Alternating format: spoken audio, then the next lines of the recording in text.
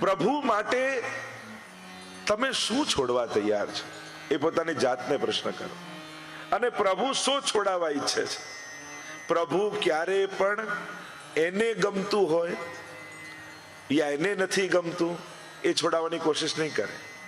જે તમારા માટે સારું નથી ભગવાનને એ છોડાવવામાં રસ છે.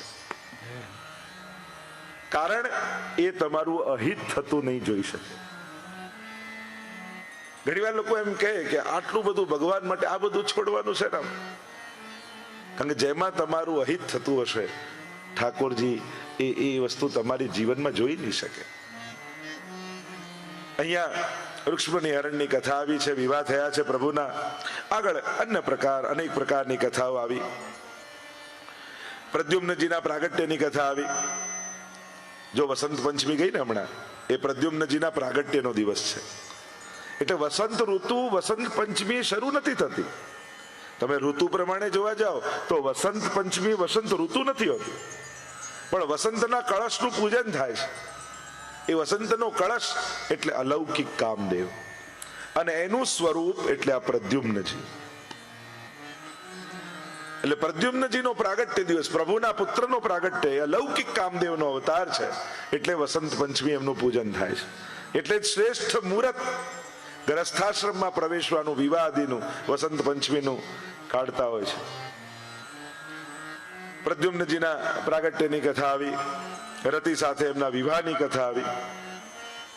કારણ કે એવી કથા એમાં આવે છે કે જ્યારે મહાદેવજીએ કામદેવને ભસ્મ કરી દીધો, મોહિત કરવા માટે ગયો, અને એની પત્ની રતિ રડતી રડતી આવી મહાદેવજી પાસે કે મારા પતિને આપે ભસ્મ કરી દીધો, હવે મારો પતિ મને મળે ક્યારે?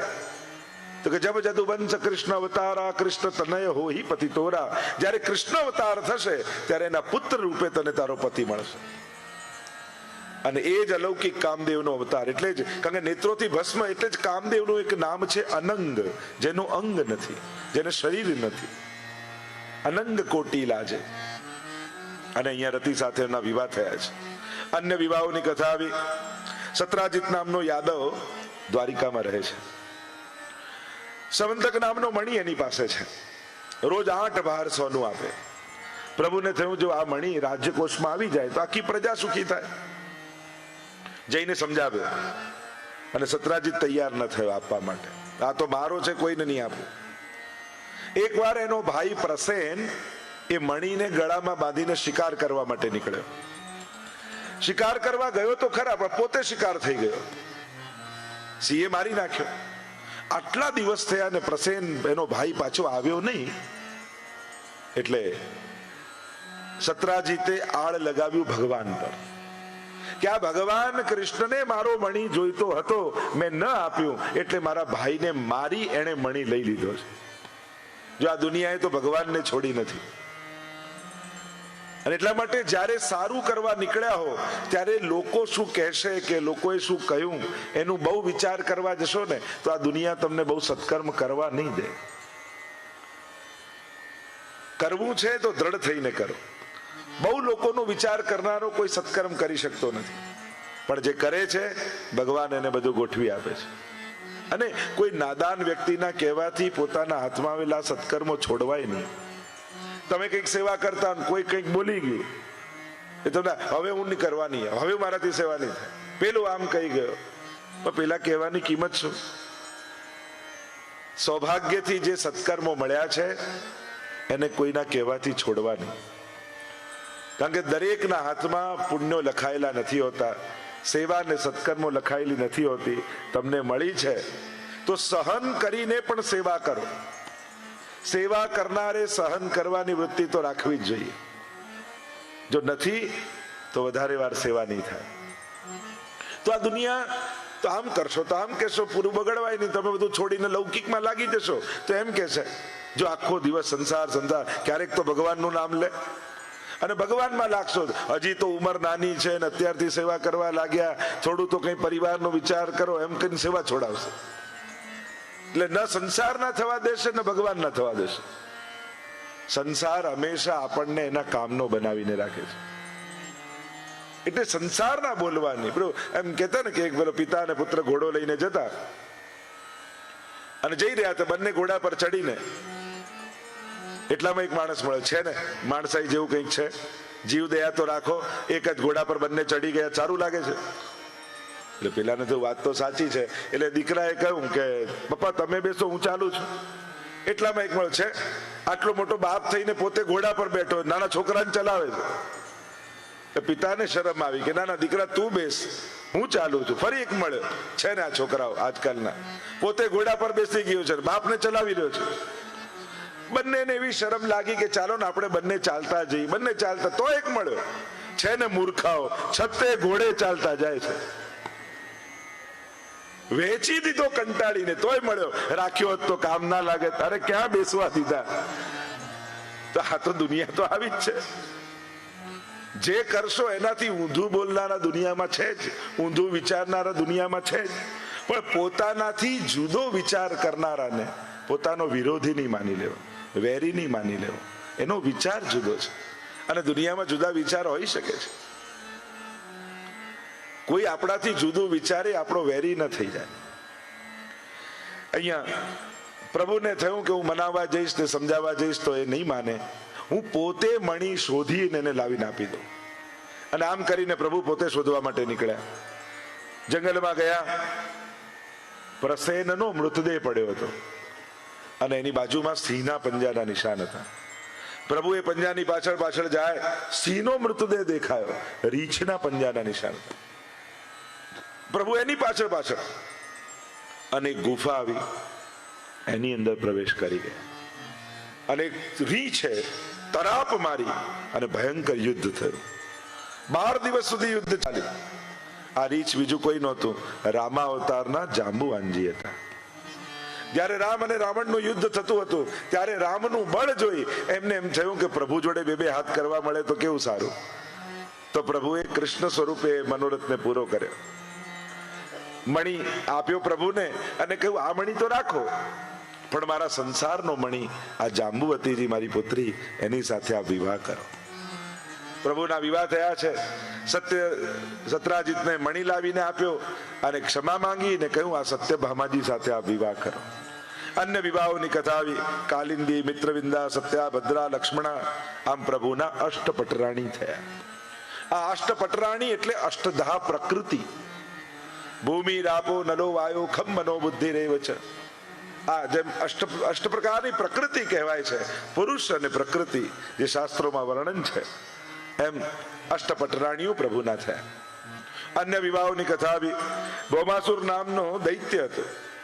એણે 16,000 કન્યાઓને કેદ કરીને રાખી હતી. અને એનો કિલ્લો, ચારે બાજુ પાણી, વચ્ચે કિલ્લો. અને મૂર નામના દૈત્યને ત્યાં રક્ષા માટે રાખ્યો. પ્રભુને વિનંતી કરી છે કે અમને મુક્ત કરાવો. ગરુડ પર સવાર થઈને પરમાત્મા પધાર્યા છે. મૂરને માર્યો અને પ્રભુનું નામ પડ્યું મુરારી. યમનાષ્ટકમાં પણ મહાપ્રભુજી મુરારી શબ્દનો પ્રયોગ કરે છે.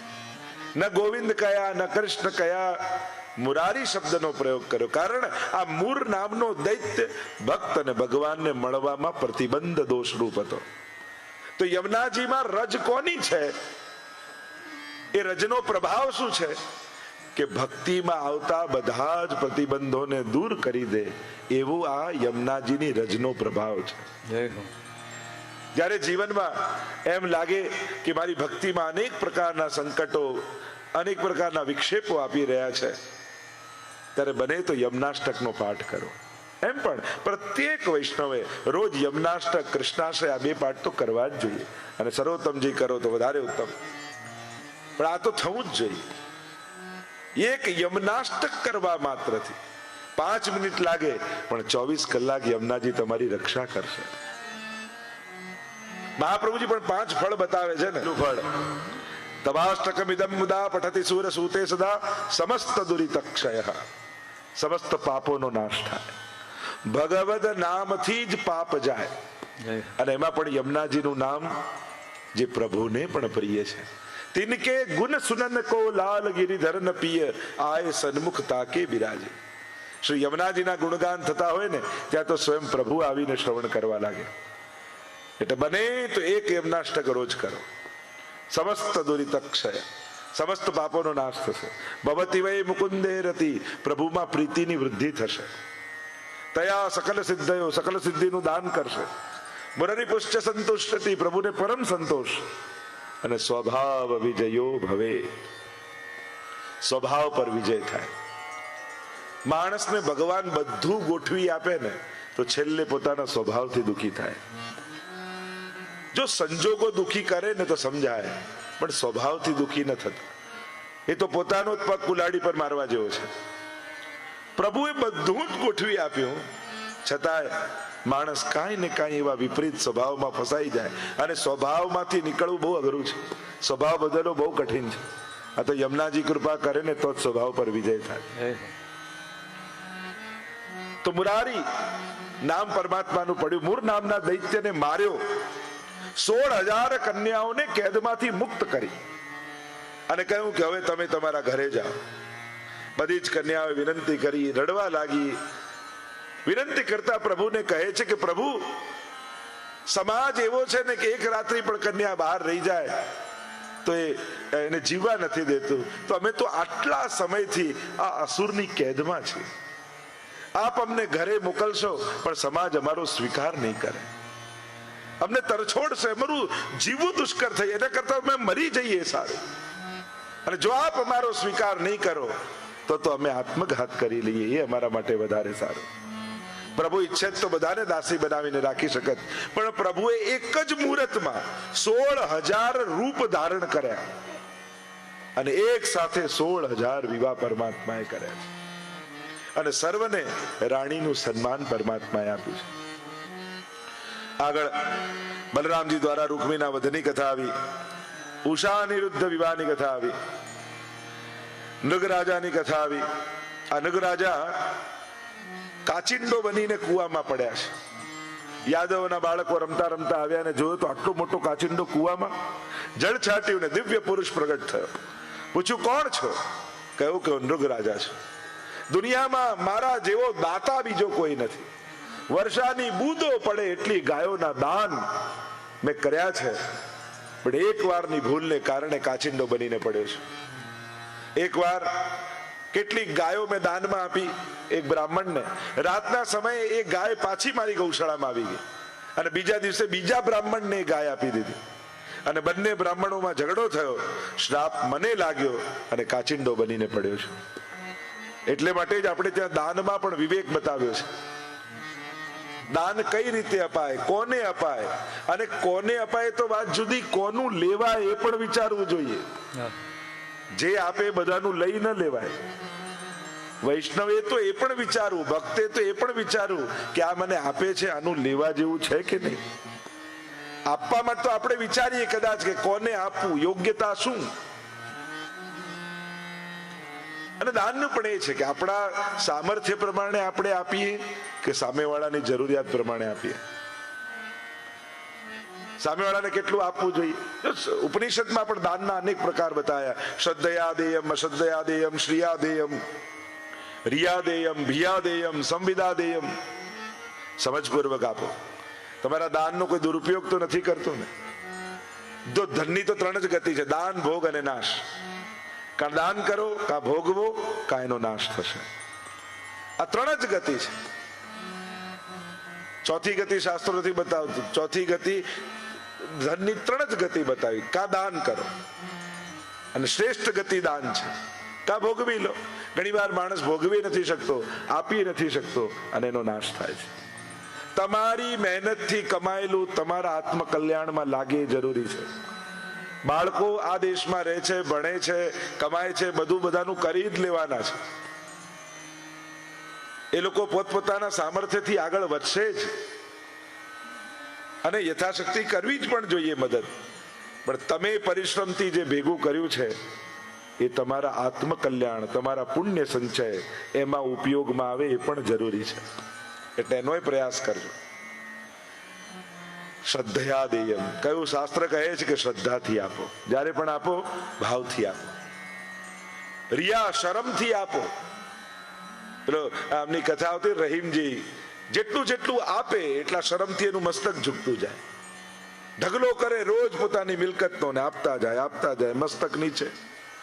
પૂછ્યું સીખે કહા નવાબ જુ દેની એસી દેન જ્યો જ્યો કર ઊંચે ચડે ત્યો ત્યો નીચે નૈન. આ ક્યાંથી શીખ્યા છે? જેટલું આપો એટલું મસ્તક શરમથી ઝૂકે છે. કેમ? ત્યારે રહીમજીએ કહ્યું કે દેને હારા ઓર હૈ જો દેતા દિન રૈન લોગ ભરમ હમ પર કરે યા વિધ નીચે નૈન. આપનારો તો એ પરમાત્મા છે, ખિસ્સા સુધી તો એ પહોંચાડે છે. હું તો ખાલી ખિસ્સામાંથી કાઢીને આપું છું અને લોકો એમ સમજે છે કે હું દાતા છું, હું આપનારો છું, પણ આપનારો તો ઈશ્વર છે. પ્રભુ જ આપણા સુધી પહોંચાડીને આપણને અવસર આપે છે.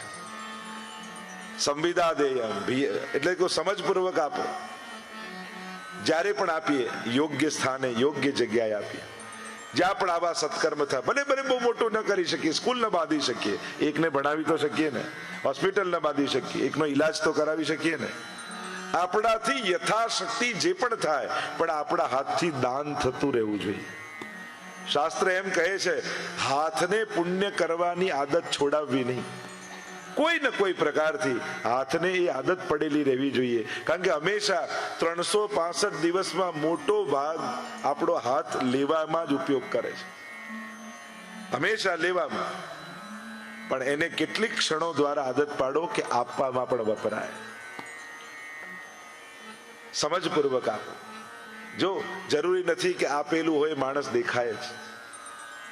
જો વ્યક્તિને ન દેખાય આશીર્વાદ. એવું કહેતા કે એક વ્યક્તિ સ્ટેશનેથી જતો હતો, ભિક્ષુક, અને કોઈ ટ્રેનના બારી પાસે બેઠો છે અને અંધ ભિક્ષુકે આવીને કહ્યું કે કંઈક આપો ને, ભગવાન તમારું ભલું કરશે, સુખી કરશે, આમ કરશે. તો બારીવાળાએ તો નહીં, પણ ઉપર બર્થમાં જે સૂતો તો એને 10 રૂપિયા કહ્યું કે એમને આપી દો ને. અને પેલા ઉપરવાળાથી લઈને આપી દીધું. અને પેલો એટલા બધા આશીર્વાદ આપવા લાગ્યો કે સુખી થાય, તારા બાળકો સુખી થાય, તું નિરોગી થાય, લાંબુ આયુષ્ય થાય. પેલો બારી પાસે બેસેલા કહ્યું કે મેં નથી આપ્યું, આ ઉપરવાળાએ આપ્યું છે. ભિક્ષુકે કહ્યું કે હું આંધળો છું, મારા આશીર્વાદ આંધળા નથી, એ તો ત્યાં સુધી પહોંચી જ જવાના છે. એમ જેણે પણ આપ્યું છે અને જેના સુધી પહોંચ્યું છે, જેને મળ્યું એના હૃદયમાંથી નીકળેલી દુઆ આપનાર સુધી પહોંચી જ જતી હોય છે.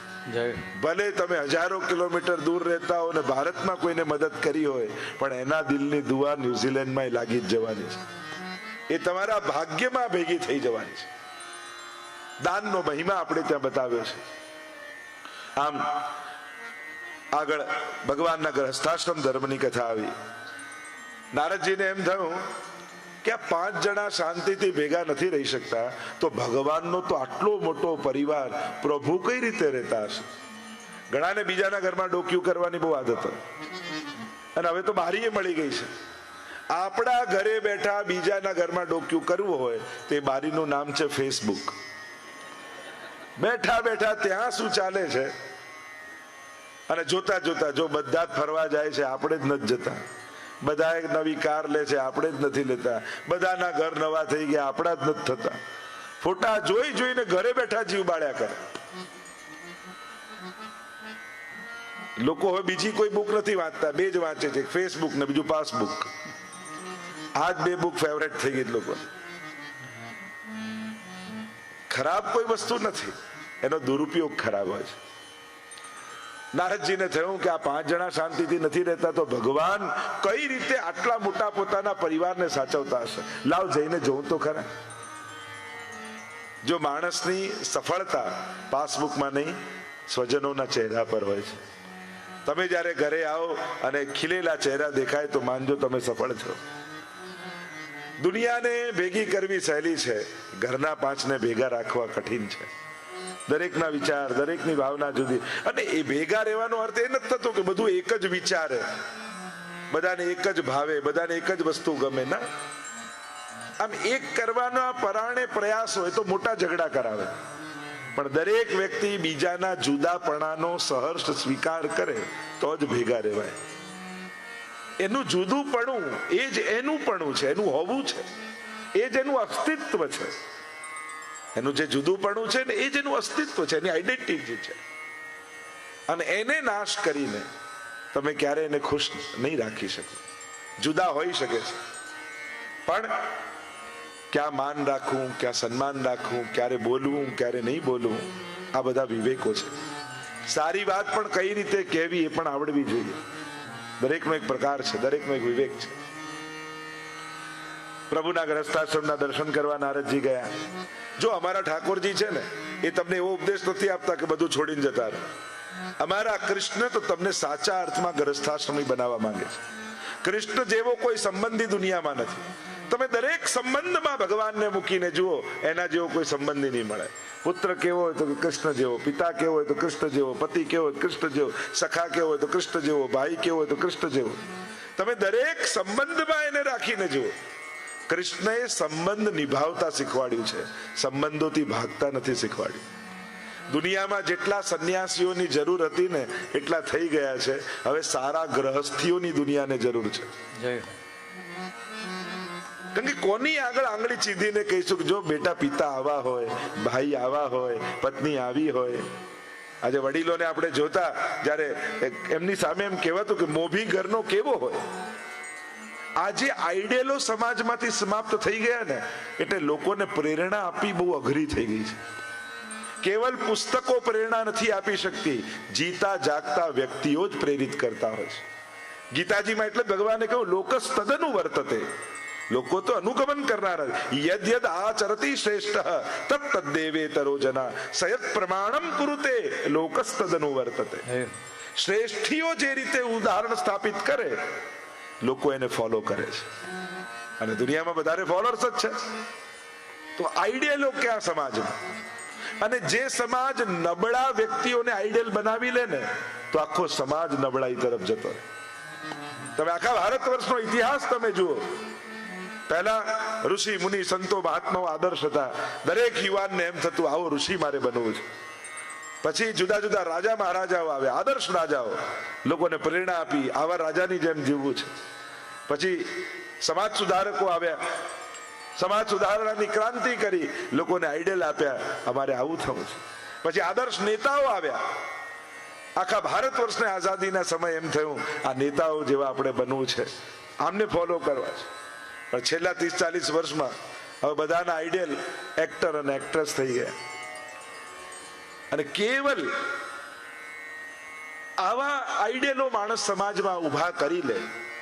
કારણ કે જેના જીવનમાં કોઈ આદર્શ ન હોય, કોઈ કલાકાર હોય એને સન્માન છે, પણ એનું જીવન જ્યારે સમાજને પ્રેરનારું ન હોય, પતન કરનારું હોય, અને લોકો પછી એવી નબળી વસ્તુને ફોલો કરવા લાગે, તો આખું સમાજ નબળાઈ તરફ જવા લાગે. અને એટલા માટે સમાજમાં ઉત્તમ વ્યક્તિઓ આદર્શ બને, એના માટે સમાજે એમનું સન્માન કરવું જોઈએ, એમને આગળ લાવવા જોઈએ, એમના નામો જાહેર કરવા જોઈએ.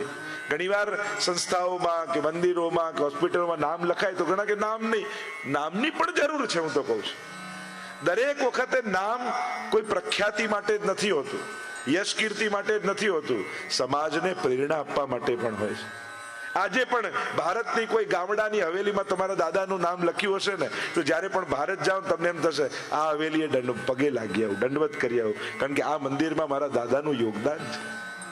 તમને એક લાગણી, એક એટેચમેન્ટ થશે, કારણ કે એ સમયે મંદિરના નિર્માણમાં તમારા દાદાએ યોગદાન આપ્યું હતું. આજે તમને સ્પર્શ કરે છે, આ તમને ગૌરવનો અનુભવ કરાવે છે કે હા, અમારા દાદાનું નામ આ હોસ્પિટલમાં લખેલું છે, આ અનાથાલયમાં લખેલું છે, આ હવેલીમાં લખેલું છે. અને એમની આદર્શતા આવતી પેઢીને પ્રેરે છે. એટલે ઓલવેઝ નામનો વિરોધ બી નહીં કરવો. નામ ના હોવા જોઈએ. આજે મોટી મોટી હોસ્પિટલો જો નામ છે, અને નામને જોઈ આપણે પ્રેરિત થઈએ. જો આમણે હોસ્પિટલ બાંધી, આમણે સ્કૂલ બાંધી, આમણે હવેલી બાંધી. એટલે દરેક વખતે નેગેટિવ દ્રષ્ટિએ પણ જોવાની જરૂર નથી. સમાજને પ્રેરણા કઈ રીતે મળશે? ઘણીવાર સામાજિક સંસ્થા હોય, જ્ઞાતિઓની સંસ્થા હોય છે, જ્ઞાતિઓની, સંબંધીઓની સન્માન થાય. બિઝનેસમેન તરીકે, કોઈ વિદ્યાર્થી તરીકે, ક્યારેક સંબંધી તરીકે સન્માન કર્યું. એક આદર્શ પિતાનો એવોર્ડ આ વખતે આમને જાય છે, એક આદર્શ સસુરનો એવોર્ડ આમને જાય છે, એક આઈડિયલ વહુનો એવોર્ડ આમને જાય છે. શું નથી લાગતું કે એ પણ હોવું જોઈએ? કે જેથી સમાજને પ્રેરણા મળે કે આણે કેવો ઘરના મોભી બની અને ઘરના બધાને ભેગા રાખ્યા છે. આવો પિતા હોય, આવી માતા હોય, આવી વહુ હોય, આવી સાસુ હોય. જો આવા એવોર્ડ હશે ને, તો લોકોને સારા વહુ બનવાનું, સારા સાસુ બનવાનું, સારા પિતા બનવાની ઈચ્છા થશે. અને સાચે છેલ્લે તો આની જ જરૂર પડે છે.